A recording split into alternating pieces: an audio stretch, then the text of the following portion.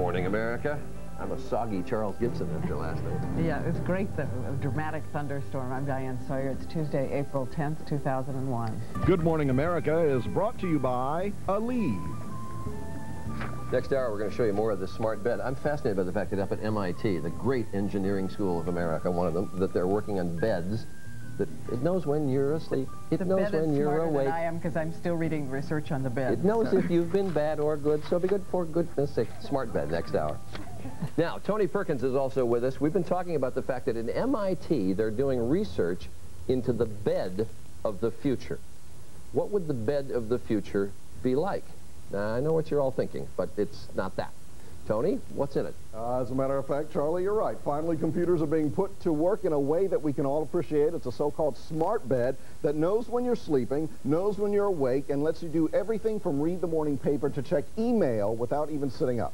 Joining us now is the inventor, Professor Ted Selker of the MIT Media Lab, who's been taking a nap throughout the course of the morning. Good to see you, Ted. Thanks for joining us. This bed incorporates a number of things. Virtual reality technology, right? Yes. Something called eye tracking technology. That's right here. And artificial intelligence. That's right. And we should say it's not the bed itself. The bed itself is a normal bed. It's nice and comfortable. Yeah. All the technology is in this lamp here. Tell me a little bit about what we see here and what the bed can do. Okay.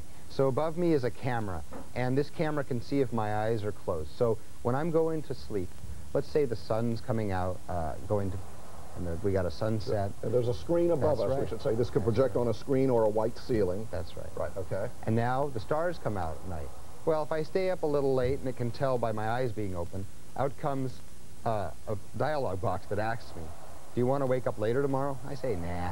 But anyway, it puts up a constellation, and it can tell me about the constellations, just like somebody outside when I was watching the stars could teach me about it. And all of this is keyed off of your eye movement, whether your eyes are awake or not and how they're moving. Well, playing the games I do with the mouse, but the eyes are telling when I'm asleep or awake. Okay, Yeah. all right. So you're watching the constellations at night. You can use that. You can learn constellations if you want to. You finally fall off to sleep. Does this shut down during the course of the night? Yeah, it goes to a night sky when my eyes close. And then, when it's time for me to wake up, I get a sunrise. And this is something you've pre-programmed the time in. Just like an alarm clock. The sun rises over my bed. It's just like waking up to a sunrise. We hear birds chirping. Yeah, it's kind of nice. But if my eyes are open, then it goes to the daytime. And now, if I want to, I can play some music. You click on that. Yeah. Now, if I don't like that music and I want some more of a wake-up, you know, I can kick it.